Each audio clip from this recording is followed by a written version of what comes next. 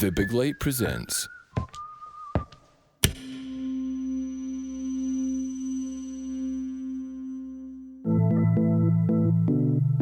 The thing that I see again and again in my clients, and that I now firmly believe is kind of intrinsic to our human nature, and that we all have this to some extent, is that we all just want to love and to be loved. My name is Helena Rafai, and this is the A Sonic Hug podcast. In this special episode, we shift perspective to explore therapy. I speak with Neil Hutchison, psychotherapist who came to the profession later in his career, bringing with him his own lived experience of mental health challenges. Neil is co-founder of Room for Therapy based in Edinburgh. Neil shares insights into what therapy is, not just a technical solution to human problems, but a deeply relational endeavour between two people. He speaks candidly about the misconceptions surrounding therapy, the importance of the therapeutic relationship, and what to look for when seeking help. This is a glimpse into how healing happens in a sacred space where one human meets another in their vulnerability. This is Neil's chapter.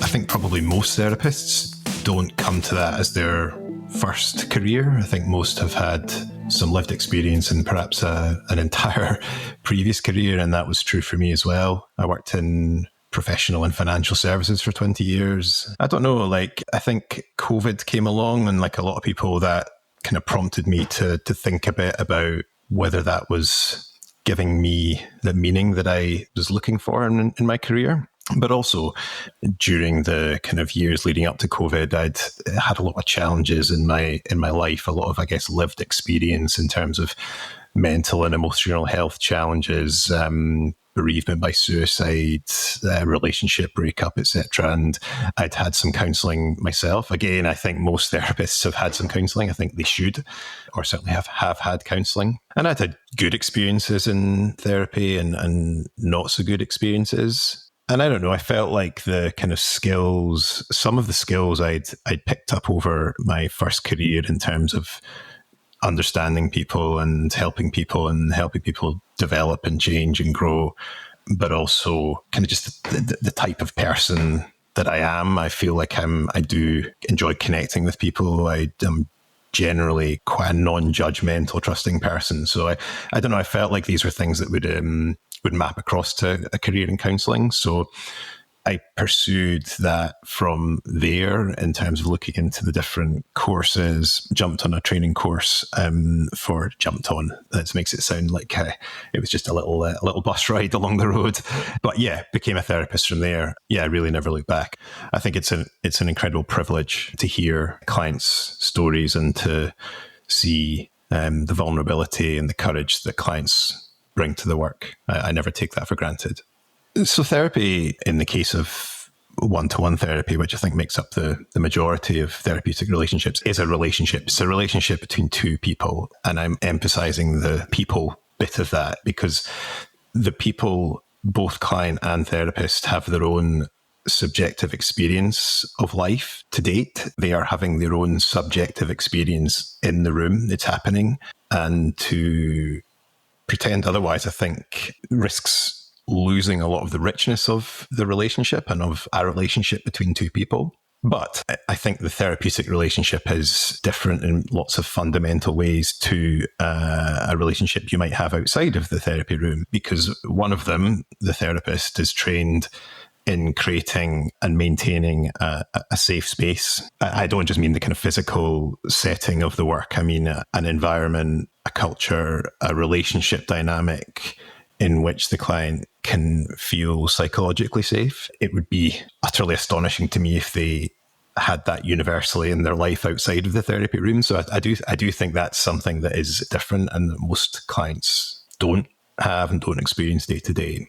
Within that, I think there's lots of different therapeutic modalities, but one thing that they all have in common is the use of empathy. I think that there probably is only one definition of empathy, but I think there's lots of different applications of it in life outside the therapy room. But for me, empathy means experiencing the other person's feelings as if they were your own, but always as if they were your own, and they're not. So it's really trying to step into the shoes of the client and understand, not just hear what their feelings are, but actually understand what that feels like to them, not what it might feel like to you as the therapist with your own experience. What does it feel like to them? And really understanding that and really accepting that experience as well without conditions, not challenging that. It's fine to ask questions and to kind of get to try and understand that better. But I think it's a condition of the work to not attach conditions, if that makes sense.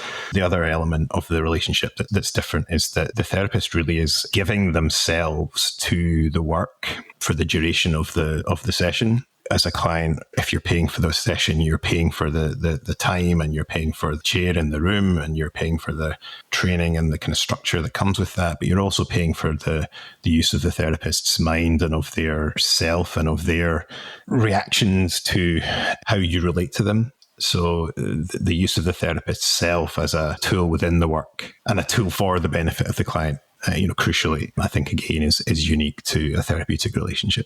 I think it's fair to say, like, my understanding of what therapy is has evolved over time. Like I said, I have had therapy. I've been in the client chair before, and I think I'm not sure I ever really understood what it was, and I suspect that's probably still the experience of a lot of people coming to therapy, which is something I actively try to cut through and make it more transparent and more empowering to the client. But yeah, I think my understanding of it has evolved from, I would have considered it in the past to be kind of quite a kind of technical discipline, almost kind of, these are the strategies you use to help someone. Someone comes with problem A, you want to get to endpoint C, and you use solution B to get there.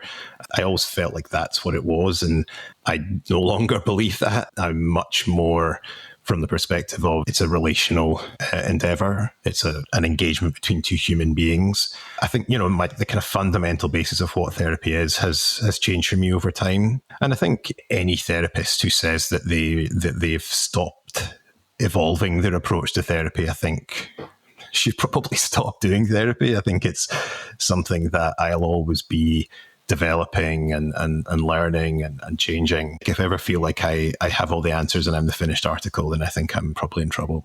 I think the biggest misconception of what therapy is, or what therapy should be, is that the therapist is or ever can be the expert on the issues that the client brings, and therefore the some sort of provider of solutions.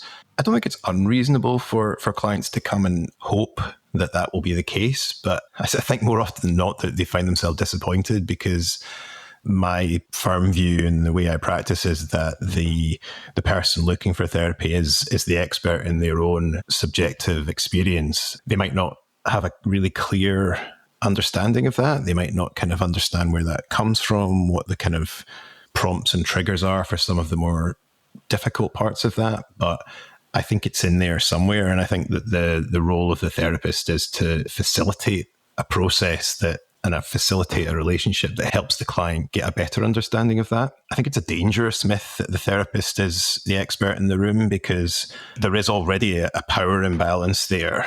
I think is inevitable to some extent and should be acknowledged and worked through. But I think, holding the therapist up as this kind of all-knowing solution provider, I think actually can be quite dangerous, as it just exacerbates that power dynamic or influences it in a way that I think is disempowering to the client. And that's the exact opposite of how I work, which is to, put the client at the center of the work. When people come to me looking for a therapist, they've somehow got themselves to the point where they think that that's the right answer. Sometimes that's because it's been kind of recommended by a friend. I had therapy and it was really helpful.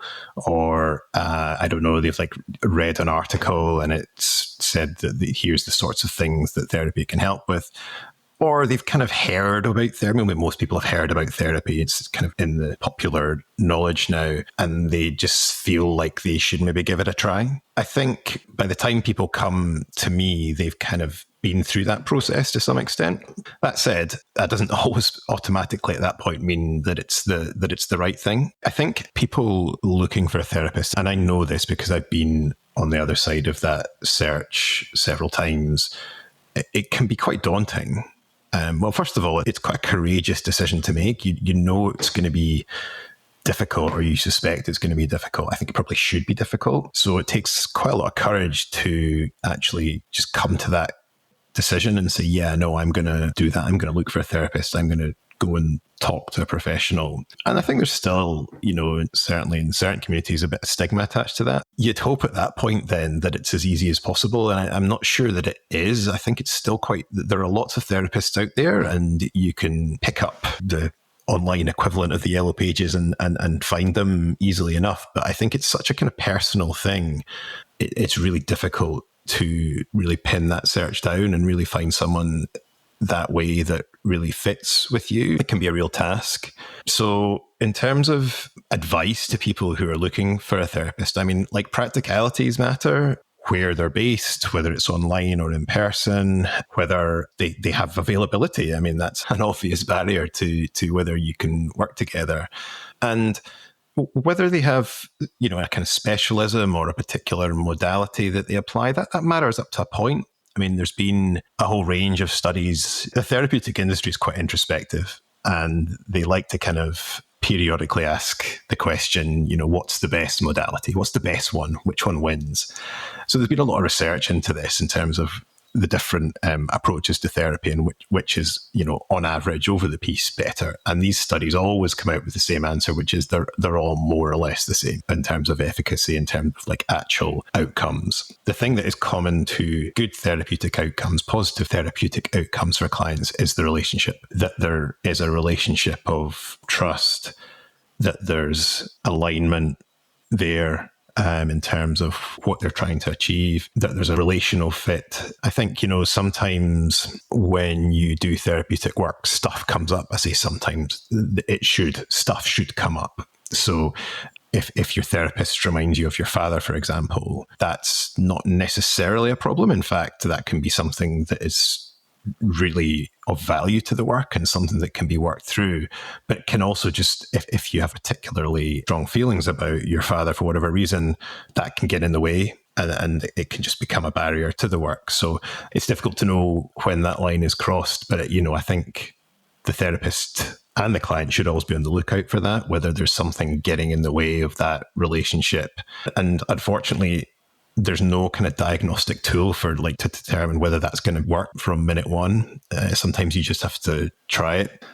Sounds quite vague and almost like a little bit maybe defeatist that, you will have negative experiences, but I think that it's an art rather than a science. So I think, unfortunately, that is maybe the best advice I could give. So I think you're certainly not guaranteed to have a universally positive experience each time you go for therapy, or each time you start therapy, or indeed within each session. I think therapy can be hard, but I think people in the main get that. I don't think anyone expects therapy to be easy.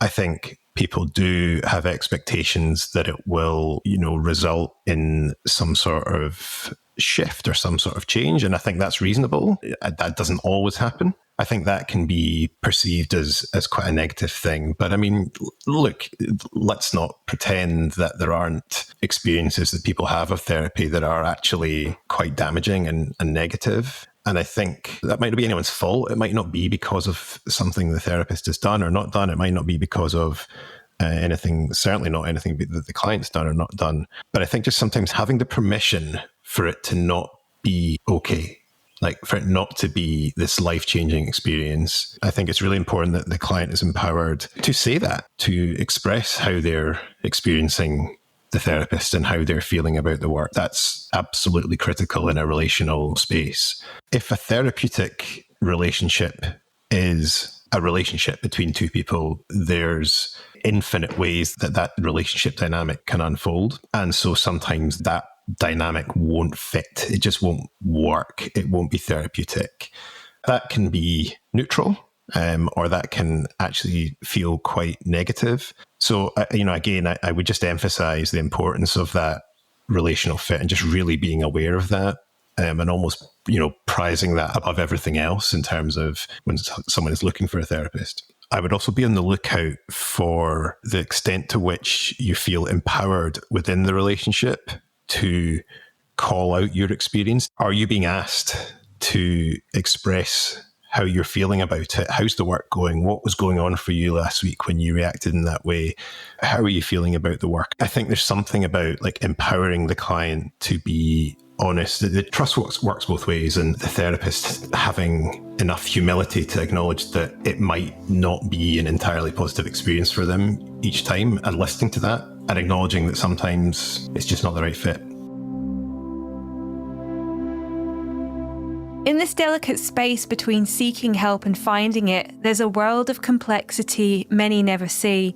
As we pause in Neil's chapter, let's take a moment to reflect on our own relationship with support and healing. Notice what arises for you as you listen. Perhaps there's a curiosity about what happens in those spaces. Perhaps there's hesitation about whether such a space could be right for you. Or maybe there's recognition of struggles you faced in finding the right support. Take a full breath now, drawing air deep into your lungs. As you exhale, imagine releasing any judgments about seeking help or what healing should look like. Whether you've never considered therapy, are currently in it, or have had experiences both nurturing and challenging, your journey is uniquely yours. Join me for 3 steady breaths. Breathe in, 2, 3, 4, and out, 2, 3, 4. Breathe in, 2, 3, 4, and out, 2, 3, 4. Breathe in, 2, 3, 4, and out, 2, 3, 4. Carry with you whatever resonates from Neil's perspective so far, and when you're ready, we'll return to hear more about the realities of the therapeutic relationship.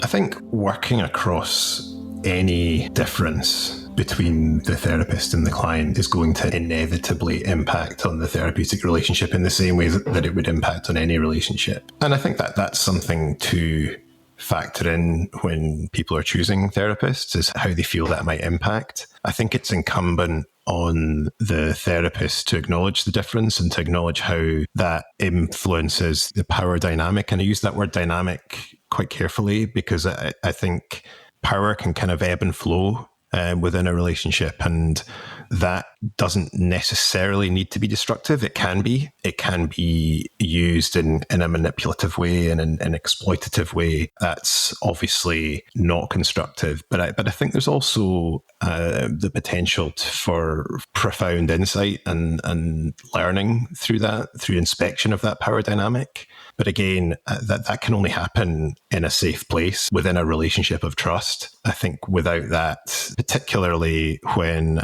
a client is coming to therapy, at least in part because of difference-related trauma, I think that establishing that safe space before exploring that power dynamic is absolutely critical. But I think to pretend it's not there is naive at best and potentially destructive. Power can be scary, from both in terms of from the perspective of minoritized identities or people that have experience of being discriminated against. But ironically, it can also be something that people with privilege shy away from as well, and they don't want to acknowledge it. That can be quite harmful in its own way. So I think it's really important that the power dynamic will inevitably exist in the room, whether that's working across gender difference, sexuality, race, cultural background, class. That's brought into the room and explored along with all the other relationship dynamics that are happening. Conventional therapy, as we know it in this country and in Scotland and in the Western world, was developed in the West in a time of relatively low diversity of opinions and thought. It has evolved since then, but I think some of the conventions of therapy have been around for a long time. And I think that, increasingly the therapist community are looking to kind of shake these up. And I mean, one of the ways that that's happening is through, increased empowerment of the client. That's not a brand new thing, but it's come back into the more commonplace therapeutic narrative in the last kind of 20 years or so. I think therapy is evolving, but there are certain conventions that I think kind of you would expect, certain kind of tropes that are pretty common across most traditional approaches to therapy. So what alternatives are there? I certainly don't think that meaningful change and growth and healing can only happen within the therapy room. A lot of the challenges and relational issues that we face as people trying to navigate this world are kind of baked into society. And there's lots of amazing organizations that are doing work to either challenge those, to get around them, to help people overcome, or just to help people connect. Just community. I mentioned the importance of love and a loving relationship in its broadest sense. And I think community is something that is really, really important to people and can be, I guess, therapeutic in inverted commas in its own right. So, anything where there's kind of, support groups, whether that's kind of issue specific or culture specific or not, just where there's kind of communities of people getting together in a way that is safe and open and trusting can, I think, only be really be a good thing. There's whole shelves of Waterstones and other bookshops are available with self-help books now and entire podcast genres around self-help as well. And I think that I'm absolutely not dismissing that. I'm a big buyer of self-help books myself, and I've found some of them to be really beneficial. I say take care because I say that from a position of someone who is a bit susceptible to kind of swallowing self-help messages whole and kind of taking them on board as gospel, when really in almost every case it's just a perspective. Read widely and take recommendations and talk to people, but be cynical and really ask yourself what's going on for you. Like be really quite introspective and really notice what's happening for you when you're consuming material that kind of badges itself as self-help. So clearly there are barriers to access for therapy. I think probably the most obvious of these is financial. Private therapy can be expensive and it's a big commitment. Typically one of the conventions of traditional therapy is that you see your therapist, once a week or perhaps once a fortnight. That can be challenging for a lot of people, particularly in this financial climate. The National Health Service does offer mental health support, obviously, but in no way equipped to deal with the mental health challenges that are being faced in this country right now. Huge waiting lists, some fantastic therapeutic work going on, but it's of a type, it's obviously time limited. And as I've alluded to before, won't necessarily be the thing that kind of unlocks the issues that you're facing. So just because it could never promise to be that. I think access from a financial perspective is a big one. I think also the diversity of the therapist community, and I say this as a white man, it's expensive to train as a therapist. There are different organizations offering, the courses that you need to do to practice as a therapist, but they're none of them cheap. Again, there's a financial barrier there from the perspective of training to be a therapist. So I think there's still not amazing diversity, certainly from a class perspective within the therapist community and beyond. I mean, other characteristics are not well represented in this country either. So that's a barrier for people who want to speak to someone who can understand their experience or who they might be expected to understand their experience. I think that is a real challenge. And I think that doesn't, unfortunately, the profession doesn't seem to be grasping that particular nettle. In fact, if anything, that's getting worse.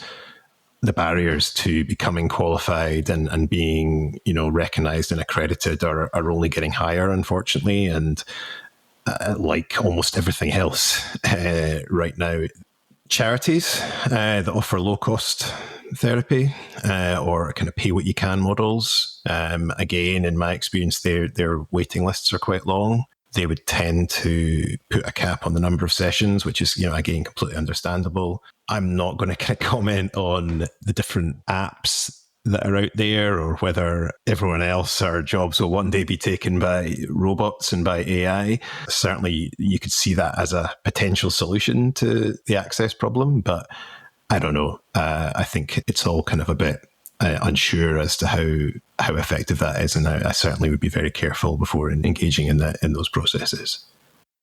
I think it's really important that it's acknowledged that the therapist is a human being, and that the therapist never forgets that, and that they're noticing their own subjective experience so that they're still very much present in the room. I once had a tutor say to me that a therapist should have two big ears, one for their client and one for them. So, there's something about the kind of human experience of the therapist that's really part of the work.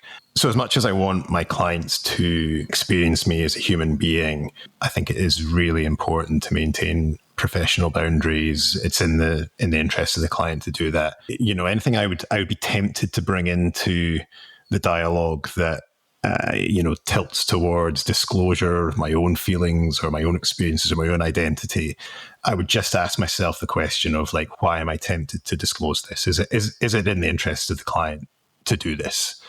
And very often it is. That could be really powerful, actually. Not really a believer in the blank slate approach, blank screen, but I think never at the expense of the kind of professional boundaries and never at the expense of the client's best interests. I think safety, it's such a nebulous concept. I think it's so difficult, and it means different things to different people, almost by definition. You could reach a degree of safety. I guess it's the kind of extent to which the client feels safe. That's the metric, basically. Very often clients will come for therapy either because they feel profoundly unsafe in their day-to-day lives, or perhaps because of the kind of secondary impacts of that systemic lack of safety, whether that's trauma experienced by people with certain identities or people who identify as neurodivergent and struggle to relate in a typical way.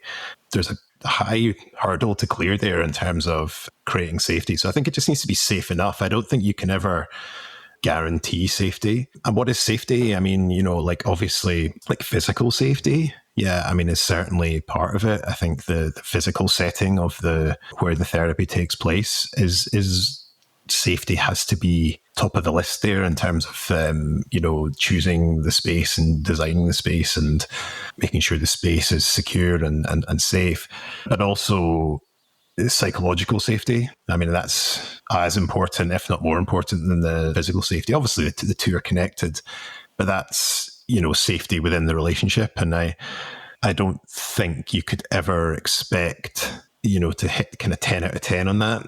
And in fact, I'm not sure that's even desired. I think where there's tension and vulnerability and discomfort, an element of that is okay and is something that can be worked through and explored, but only ironically when there has been you've established a degree of safety that the person feels comfortable being uncomfortable, if that makes sense.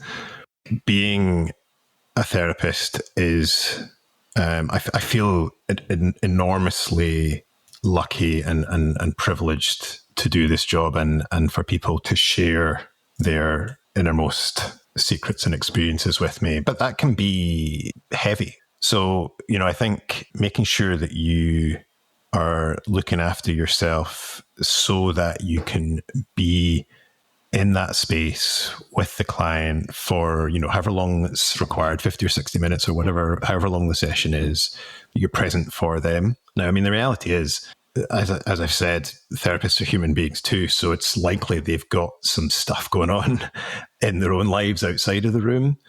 But I think just learning not to completely put that to one side, because I think that's just not that realistic, but remembering that for the duration of the session, you are there in that relationship for the client is the kind of minimum that they should expect. But I think what's also really important, and certainly this was one of the key takeaways from my training, was that empathy, which I think is pretty much common to all therapeutic approaches, it's always retaining that as if quality of the empathy. So it's experiencing the other person's feelings and emotions as if they were yours, but they're not yours. They are the client's. So you can be there for them. You can articulate your understanding of their experiences, but it is their experience, and you do get to put that down at the end of the session, and it's important that you do. I think noticing how you are being affected by the work and by the client's expression of their experience and the expression of their emotion. I think noticing that is the first thing, and then just noticing how much of that is yours and how much of that is the client's, and then being able to kind of put that to one side at the end of the session. I'm not saying that's easy. I don't think it sounds easy. I think it sounds hard because it is hard, but I think it's an absolutely critical skill for a therapist to learn. And then beyond that, I guess I'm talking here about the kind of just before, during, and then just after the session, but just more generally, like self-care is really important. It was a big part of our training in terms of like making sure that you are finding ways to look after yourself and to clear your mind, whether that's through art or socializing or fresh air or your own therapy. Like, that's important as well. I think that's a really positive thing. And in fact, I would encourage people who are looking for a therapist to ask that question. Have you had your own therapy? I think that's a very reasonable and actually really quite important question to ask. The thing that I see again and again in my clients, and that I now firmly believe is kind of intrinsic to our human nature, and that we all have this to some extent, is that we all just want to love and to be loved. Love in its broadest sense, both giving and receiving, is the most basic need and kind of what makes us human. And the absence of that, or that being kept from you in some way, I think is a really profound loss. I see that all the time as being a kind of underlying root cause of a whole range of issues. That's something I've really learned about human nature, and something I hold very close.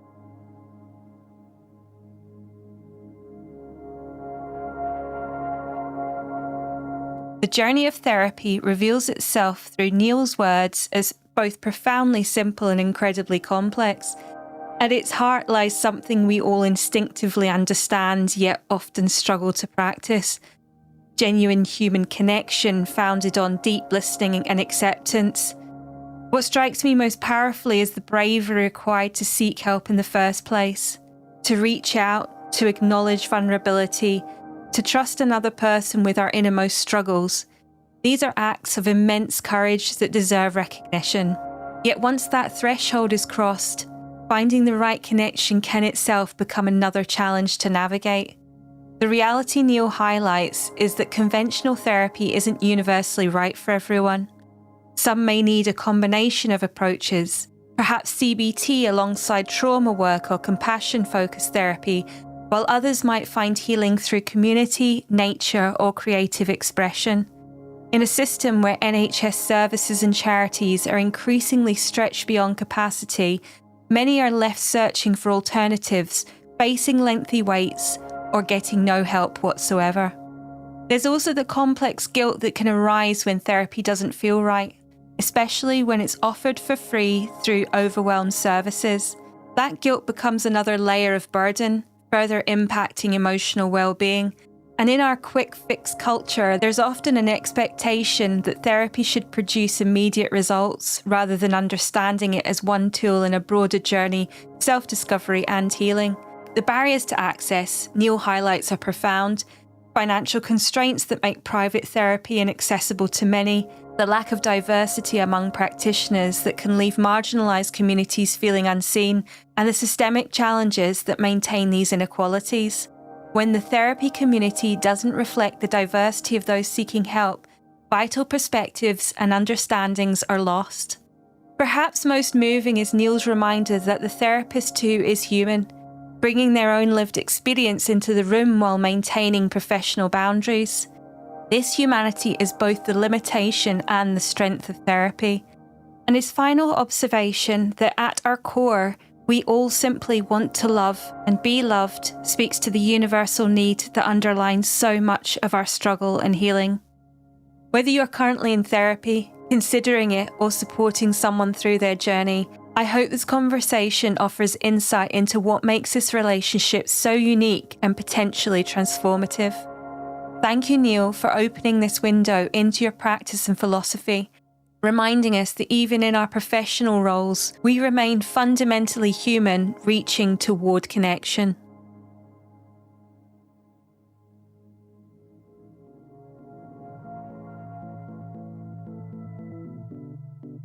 If there is anything within this episode that you have found challenging, you will find support information in the notes to accompany this podcast. A Sonic Hug is recorded, edited, and produced by me, Helena Rifai. Until next time, deep breaths.